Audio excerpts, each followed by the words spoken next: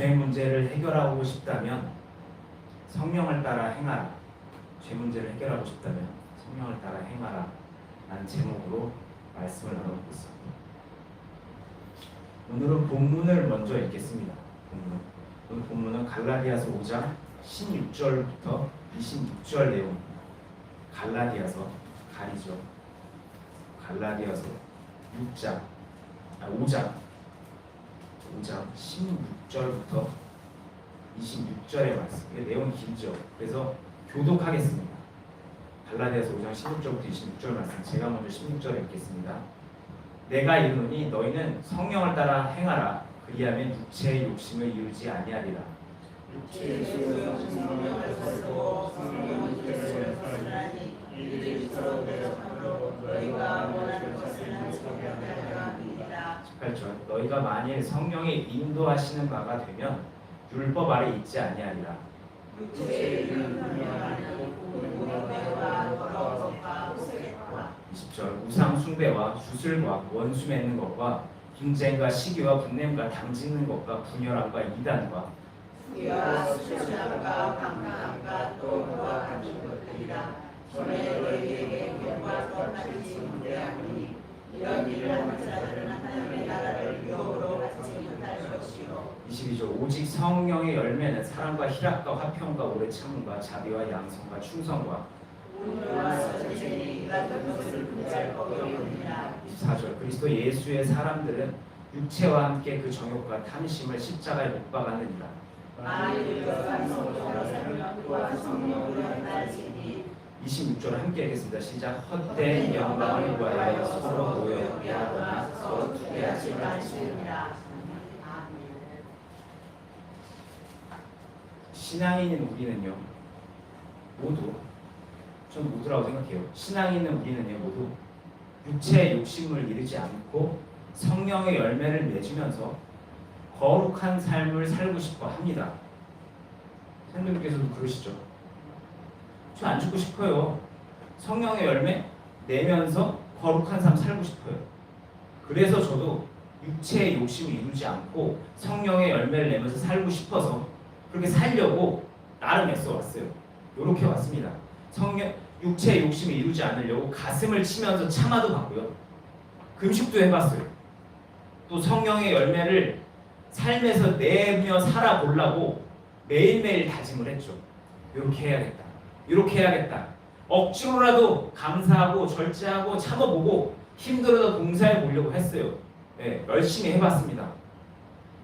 하지만 그렇게 열심을 내온 제 신앙을 오늘 돌아보니까 제 신앙에는 여전히 육체의 욕심이 차 있었어요. 여전히 있어. 성령의 열매는 찾아볼 수가 없어. 물론 참기도 했죠. 네, 육체의 욕심 없은 적도 있었어요. 성령의 열매라고 말할 수 있는 행동 하기도 했어요. 근데 참는 것도 성령의 열매를 행하는 것도 다 그뿐이었어요. 그때뿐이었다는 거예요.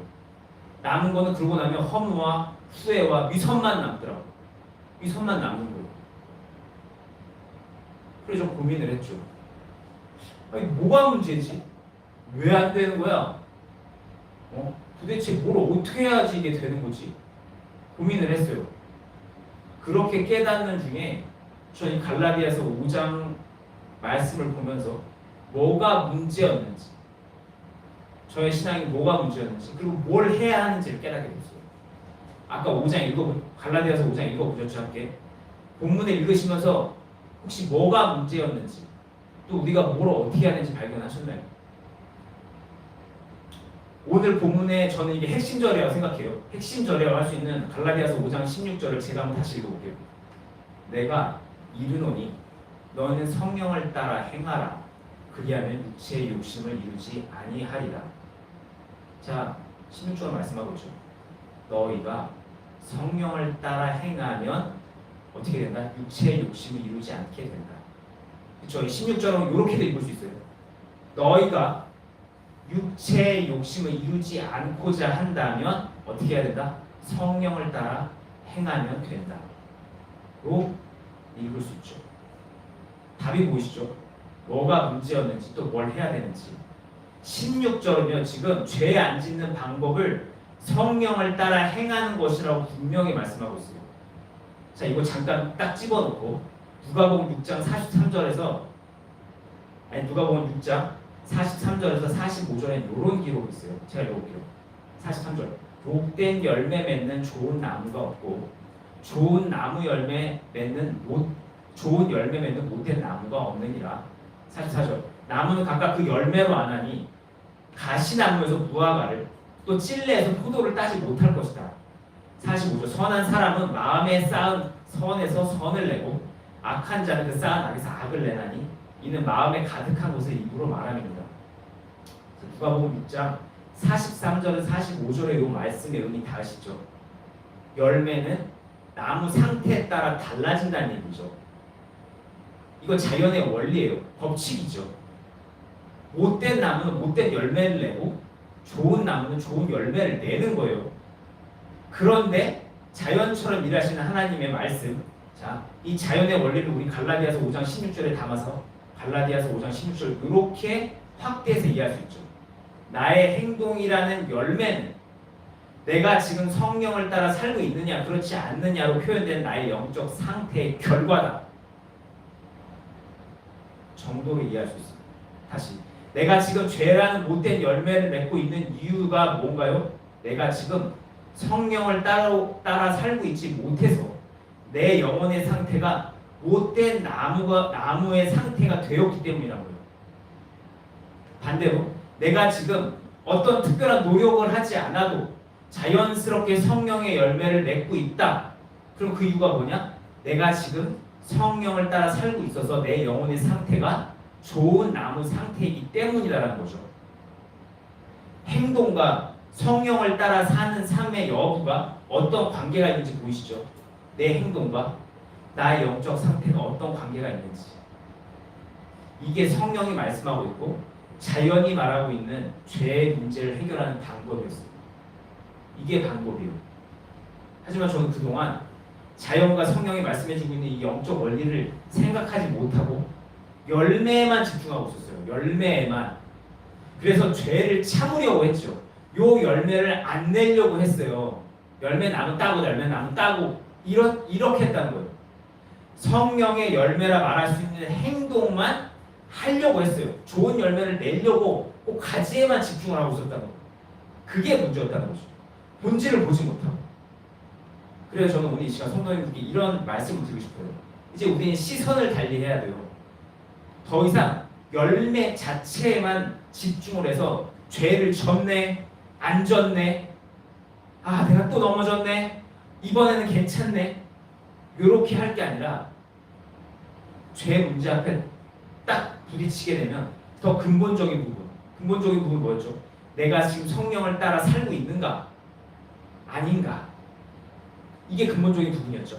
그래서 죄의 문제를 해결하고 싶다면 우리는 죄의 열매인 우리 내면의 영적 상태의 열매인 죄 자체를 보기보다 그 죄의 열매를 맺는 나무인 내 영혼의 상태, 지금 내가 성령을 따라 살고 있는지를 볼 수 있어야 되는 거예요. 이게 오늘 나누고자 하는 죄 문제의 핵심이에요. 죄 문제 해결의 핵심. 다시 강조합니다. 죄 문제를 해결하고 싶으면 어떻게 해야? 죄 그거 하나 참으려고 계속 싸우고 요거 하나 넘겨보려고, 이게 아니라 본질의 눈을 돌려라. 그래서 내 삶을 바꿔서 성령을 따라 살도록 바꿔라. 그 방향이 보이시죠? 차이가 보이시죠? 우리는 더 깊은 곳을 보고 싸워야 되는 거예요. 그렇다면 성령을 따라 사는 게 중요하다고 이렇게 강조를 했는데 성령을 따라 산다는 게 뭘까요? 성령을 따라 산다는 게 어떤 분들은 어떤 예전에 제가 들었던 과거의 설교에서는 오늘 갈라디아서 5장에 읽었던 그 성령의 열매를 내는 삶을 살고 그렇게 살려고 노력하고 그 다음에 육신의 소욕을 따라가려고 하지 않는 삶이 성령을 따르는 삶이라고 하는 설교도 들어본 적이 있는데요. 자, 저는 이렇게 말씀드리고 싶어요. 성령을 따라 사는 삶은요, 성령님의 음성을 분별해서 잘 듣고 그 음성에 순종하며 사는 삶이라고 말씀드리고 싶어요. 성령을 따라 사는 삶, 어떤 삶? 음성을 잘 분별해서 듣고 그 음성을 순종하면서 따라 사는 삶. 이 부분 중요해요. 다시 성령을 따라 행하는 삶은요, 성령님의 음성을 잘 분별해서 듣고 여기서 끝이 아니라 그 음성에 순종해서 사는 삶을 의미합니다. 자, 조금 오늘 나눔에서 조금 벗어난 얘기인데 우리는 지금 신약을 살고 있죠. 신약을 산다는 게 어떤 의미가 있을까요? 신약을 산다는 거. 이건요, 우리가 신약을 산다는 건 우리의 죄를 대신해서 십자가 달려 돌아가신 예수 그리스도의 은혜를 전적으로 누리며 살고 있다는 걸 의미해요. 그래서 우리는 은혜의 시대다 이런 말들을 하죠. 물론 구약에서도 분명 그리스도의 은혜가 율법과 제사 속에 담겨 있었기 때문에 성령님의 조명 가운데서 율법과 제사의 본질을 보게 되었다면 구약에서도 그리스도의 은혜를 누리며 살 수 있었을 거예요. 네, 선지자 아브라함과 이삭과 야곱 그 선지자들 그들은요 본질을 본 거죠. 그래서 그리스도의 은혜를 누리며 살게 됐어요. 삶이 좀 달라요. 하지만 신약을 사는 우리는 굳이 율법과 제사 속에서 본질을 찾으려고 할 필요는 없어요. 분명히 드러나고 있는 그리스도의 은혜 속에서 살고 있죠. 우리 알잖아요. 이미 그 은혜 속에서 살고 있어요. 그리고 우리는 한 걸음 더 나가서 살아야만 하는 사람들이 됐어요. 왜? 이미 받았으니까. 분명히 봤으니까 이제 그 은혜 속에서 살아야만 하는 사람들이 됐어요. 신약을 사는 우리는 이제 그 은혜를 찾아 누리는 것이 아니라 누려야만 하는 시대가 되었다는 거예요. 그렇다면 그리스도의 은혜를 누리며 사는 신학의 삶이란 어떤 삶일까? 더 이상 나의 의지로 성경의 명령들을 내가 의롭게 되려고 지키는 게 아니라 이 부분 중요합니다. 우리 신앙의 본질이에요. 신약을 사는 우리 신앙인들의 삶은 그렇게 지키려고 하는 게 아니라 의롭게 되려고 지키는 게 아니라 예수 그리스도를 믿는 믿음으로 시작해요. 예수 그리스도로 믿는 믿음을 시작하는 우리의 신앙은 예수 그리스도 십자가 사역과 그분이 메시아 되심과 그분의 말씀들을 믿는 믿음으로 시작을 합니다. 일단 그게 베이스예요.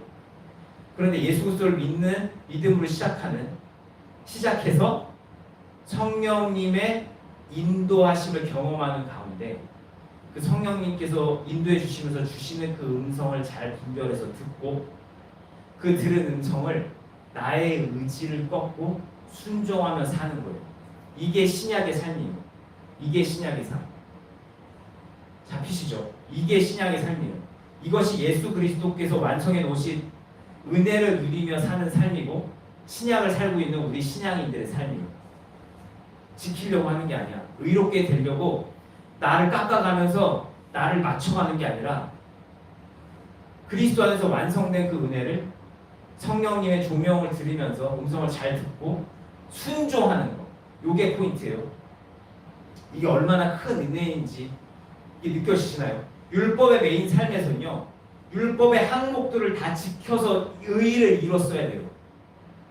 그러니까 진짜 힘든 거예요. 진짜 빽빽하게 갈 수밖에 없는 거예요. 그래서 기록된 율법의 항목들을 다 지키기 위해서 나와 계속 싸워야 돼요.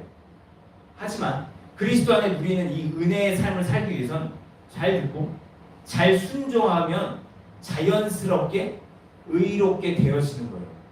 요게 달라요. 그래서 은혜라는 거예요. 그래서 성령을 따라 행하는 삶은요. 중요 포인트가 뭐냐면 아니지. 좀 더 의미를 확장해서 예수 그리스도의 은혜를 누리고 사는 신앙인들의 삶의 중요 포인트가 뭐냐? 더 이상 의롭게 행동하려고 나를 의로운 행동을 하기 위해서 나의 욕구를 계속 죽이는 게 아니라 지금 내가 죄 지었니 안 지었냐를 갖고 계속 실랭이를 벌이는 게 아니라 하나님의 음성을 잘 듣고 분별해서 잘 듣고 그 음성에 순종했냐 못했냐만 가지고 따지는 거. 이게 포인트예요. 그것만 하면 자연스럽게 되어져 갑니다. 한 방에 딱 되는 게 아니고 되어져 가요. 조명받고 인식되고 되어져 가는 거예요. 그래서 이 사실을 담아서 오늘 갈라디아서 본문을 다시 정리해보면 이렇게 정리하죠. 16절만 정리해볼게요. 우리가 성령님의 음성을 잘 분별해서 듣고 그 음성에 순종하며 살아가게 될 때 우린 자연스럽게 육신의 욕심을 따르지 않고 성령의 열매를 맺으며 살 수 있게 된다 정도로 이해할 수 있죠. 그리고 이것이 딱 여기까지만 들으면 약간 불안할 수 있어요. 진짜 이것만으로 충분할까? 내가 음성 잘 듣고 순종하는 것만으로도 과연 의롭게 될 수 있을까? 성령의 음성을 듣고 삶이 바뀌어 보신 분들께서는 이해하실 거예요. 이게 충분히 가능하다는 거예요. 경험해 보셨죠? 성령님의 조명을 받고 행동이 고쳐지고 삶이 바뀌었던 거 경험해 보셨을 거예요. 그래서 이게 가능합니다. 한 방에 빵 됐다는 건 아니에요. 하지만 되어져 갑니다. 왜? 우리의 경험들이 이걸 증거해주고 성경의 기록들이 이걸 증명하고 있죠. 이전에 설교에서도 계속 말씀드렸다시피 성령님의 조명은 우리 내면을 설득시키죠. 그래서 우리의 사고를 바꿉니다. 그래서 우리의 행동을 바꾸고 우리의 삶을 바꿔주게 되죠. 왜? 성령님의 조명이란 살아계신 하나님의 말씀은요. 성령님의 조명은 살아계신 하나님 말씀이요. 운동력이 있는 살아계신 하나님 말씀. 히브리서 4장 12절 기록대로 살아있고 활력이 있어서 자구의 어떤 날성품보다 예리하여 혼과 영과 관절과 골수를 찔러 쪼개기까지 하기 때문에 그래요. 이게 살아있다 보니까 조명은 살아있어요. 생명이 불어져 있는 거예요. 그렇기 때문에 찔러 쪼갤 수가 있어요. 변화시킬 수 있어요. 그래서 삶이 바뀔 수 있죠. 그리고 다시 말씀드립니다. 이제 우리의 경건의 방향은 우리 바로 잡아야 돼요. 경건은 당장 내 삶의 그 죄를 참아내는 것이 아니라 그걸 참아낸다고 경건해지는 게 아니라 더 본질적인 거 하나님의 음성 잘 분별해서 듣고 그 음성에 순종하며 성령을 따라 행하는 삶을 살아갈 때 그 가운데 조명받은 거 계속 조명을 계속 받으면서 내 안에 거짓들을 몰아갈 때 우리가 진짜로 경건해질 수 있게 되는 거죠. 성경에 보면 예수님께서 이런 말씀하시죠. 너희들의 의가 바리새인보다 좋아야 된다라 이런 말씀하시죠. 이거 되게 부담스러운 말씀인 것 같잖아요. 근데 이게요. 이렇게 경건해지면 가능합니다. 이게 진짜로 경건해지기 때문에 그래요. 만드는 게 아니라 만들어지는 거기 때문에 바리새인들의 의보다 나은 의를 소유할 수 있게 돼요. 이게 가능합니다. 이게 괜히 하신 말씀이 아니에요. 자, 여기까지 오면 우리는 또 이 결론에 이르게 되죠. 어떤 결론이냐? 그럼 하나님 만나야겠구나라는 결론에 이르게 됩니다. 왜? 예수님을 믿는 믿음도 성령님의 음성을 분별해서 듣고 순종한 것도 모두 결국 인격의 하나님을 만나서 알아야지만이 가능한 거거든요. 결국 우리는 또 하나님 만나야 된다라는 결론에 이르게 돼요. 그러니까 하나님 아직 인격적으로 만나지 못한 분들께서는 와 이거 엄청 부담스러운 얘기로 또 마무리가 되죠. 그리고 또 오늘 나눔이 이해가 안 가실 수도 있어요. 무슨 소리를 하고 있지? 하지만 결국 신앙은 하나님과의 만남으로 시작하기 때문에 저는 하나님과의 만남을 강조할 수밖에 없습니다. 그러니까 성령을 따라 행하는 삶을 살고 싶으시다면 성경의 기록을 노력으로 살아내려고 하시기보다 먼저 하나님을 만나셔서 신앙의 문을 여신 후 하나님의 음성 잘 분별해서 들으시고 순종해서 살아내 보시기 바랍니다. 자, 일단은 전하고자 하는 건 여기서 다 끝났어요. 여기까지 근데 나눔을 들으시고 나서 나는 음성을 듣고 있는데 왜 여전히 죄를 지을까 하는 의문이 드실 수도 있다는 생각이 들었어요. 자, 그 이유에 대해서 이렇게 말씀드릴게요. 일단은 그 이유는 먼저 그 죄의 부분이 아직 조명이 안 돼서 그래요. 조명이 안 된 거예요. 조명이 안 된 거예요. 그 죄 부분이 조명이 안 됐어요.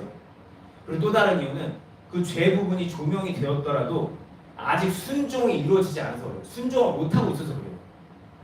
여러 번 말씀드렸다시피 삶이 바뀌려면 조명이 필요하죠. 근데 그 조명과 함께 꼭 필요한 것이 있는 게 그게 뭐냐면 조명받은 대로 해보는 거예요. 순종하는 거. 행동이 필요하다는 거예요. 조명받았다. 그것으로 끝나는 게 아니라 조명받은 대로 액션을 취해봐야 된다는 겁니다. 근데 여기서 분명히 해야 될 부분이 있어요. 자, 요 행동이요. 순종이라는 행동은요. 더 이상 그냥 죄 짓지 않는 거기로 끝나는 게 아니에요. 이게 그냥 죄 짓지 않는다. 이런 개념이 아니에요. 이게 뭐냐? 이게 순종이라는 개념이거든요. 이게 뭐가 달라 하실 수 있는데 자, 이게 똑같이 죄 안 짓는 행동이어도 관점이 달라요.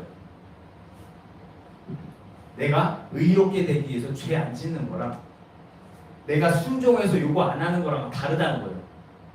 죄 안 지으려고 하잖아요. 그럼 죄 못 이깁니다. 내가 죄 이거 안 지으려고 하면 절대 못 이겨요. 근데 순종을 해서 이걸 안 하잖아요. 그럼 이거 이길 수 있어요. 왜냐하면요, 순종에는 하나님의 보증이 함께하기 때문에요. 하나님의 힘이 담겨 있어요. 하나님 말씀이 담겨 있죠. 이 차이를 분명히 기억해 보시기 바랍니다. 우리 의지로 죄 안 지으려 하면 죄 못 이긴다. 하나님의 보증이 담긴 성령님의 조명으로 순종하려고 그걸 똑같은 걸 하려고 하면 이길 수 있다. 이게 차이인 거예요. 근데 문제는요, 그렇다 해도 순종이 쉽지가 않죠. 순종이라는 게 쉽지가 않아요. 우리가 어떻게 순종을 할 수 있을까요? 어떻게 순종할 수 있을까요? 이 부분에도 역시 조명이 필요한 거예요. 조명. 왜냐하면 순종에는 믿음이 필요하기 때문에 그래요. 순종에 믿음이 필요하기 때문에. 아시다시피 믿음은요, 성령님의 조명을 통해 오는 선물이에요. 성령님의 조명, 하나님의 말씀과 함께 오는 선물이라는 거예요. 그게 믿음이거든요. 그렇기 때문에 믿음에는 성령님의 조명이 꼭 필요해요. 자, 그렇다면 순종에 왜 믿음이 필요할까요? 예, 순종에 믿음이 필요한 이유는 하나님의 말씀에 대한 순종은 나를 던져 내어 맡길 수 있는 하나님에 대한 신뢰와 나의 죽음이 필요하기 때문에 순종은 그게 필요해요. 하나님에 대한 신뢰와 나를 던져야 되잖아요. 그냥 순종할 수 있나? 믿음이 가야 순종하지. 그 믿음과 나를 죽일 수 있는 죽음이 필요해요. 그래서 순종에 믿음이 필요합니다. 그래서 의인은 믿음으로 살았던 거예요. 자, 하나님을 신뢰하기 위해서 당연히 믿음이 필요하죠. 그리고 내가 죽기 위해서도 역시 믿음이 필요해요. 왜? 내가 이미 죽었다는 사실을 믿음으로 소유해야 되니까. 그래서 나의 죽음에도 역시 믿음이 필요합니다. 우리는 분명히 알아야 돼, 기억해야 될 사실이 있어요. 그게 뭐냐? 사실 그리스도인들은요, 그리스도 안에 들어오면서부터 이미 죽어 있어요. 이미 우리는 십자가에 달려 죽었어요. 하지만 우리가 그럼에도 죽지 못하고 있는 이유는요, 그 이미 끝나버린 완성된 죽음을 우리가 아직 믿음으로 소유하지 못하고 있기 때문에요. 그러니까 이미 죽었는데 죽지 못한 이유는 그걸 믿음으로 소유하지 못했기 때문에 그랬다는 거예요. 영적 세계에서 소유는요, 믿음이거든요.